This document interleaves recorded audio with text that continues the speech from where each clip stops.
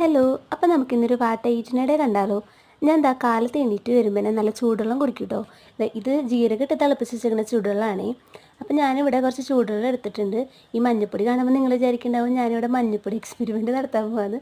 പക്ഷെ അതൊന്നുമല്ല. ഇപ്പോൾ അത് ട്രെൻഡിങ് ആണല്ലോ. ഇപ്പോൾ ഞാൻ ചൂടുവെള്ളത്തിൽ കുറച്ച് മഞ്ഞപ്പൊടി ഇട്ടിട്ടാണ് കഴിക്കാൻ പോണത്. കൊറോണയുടെ സമയത്തൊക്കെ കുറേ പേര് കഴിക്കണമെന്ന് ഞാൻ പറഞ്ഞു കേട്ടിട്ടുണ്ട്. ഞാൻ പക്ഷേ അതിന് മുന്നേ കഴിക്കാറുണ്ട് കേട്ടോ.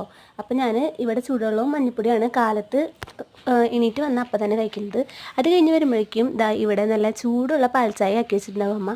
അപ്പോൾ ഇന്ന് പാൽച്ചായൻ്റെ കൂടെ കഴിക്കാനുള്ളത് ഉപ്മാവാണ്. എനിക്ക് ഉപ്മാവ് അത്ര വലിയ ഇഷ്ടമൊന്നുമില്ല, പിന്നെ അമ്മ ഉണ്ടാക്കിയതല്ലേ അപ്പോൾ കുറച്ച് കഴിച്ചേക്കാം. അപ്പോൾ അമ്മയാണെങ്കിൽ ഉപ്മാവിൽ നിറയെ കടുകിടും.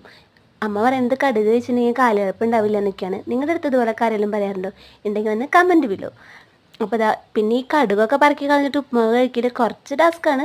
എന്നാലും കുഴപ്പമില്ല, കുറച്ച് ഉപ്മാവ് കഴിച്ചേക്കാം. അപ്പോൾ ഞാൻ വലിയതുകൊണ്ട് എടുക്കാൻ നോക്കിയപ്പോൾ കിട്ടിയില്ല കേട്ടോ. അപ്പോൾ ഞാൻ കുഞ്ഞു സ്പൂൺ വെച്ചിട്ട് കുറച്ച് ഉപ്മാവ് എടുത്തു, പിന്നെ കുറച്ച് ചായയും. അപ്പോൾ എനിക്ക് ഉപ്മാവ് വലിയ ഇഷ്ടമില്ല എന്ന് അറിയണതുകൊണ്ട് തന്നെ അമ്മ എനിക്ക് അതിൻ്റെ കൂടെ കഴിക്കാനായിട്ട് ഒരു പഴവും കൂടെ തന്നിട്ടുണ്ട്. അപ്പോൾ കാലത്ത് ഈ പാൽച്ചായയും ഉപ്പാവും പഴമാണ് നമ്മൾ കഴിച്ചത് കേട്ടോ.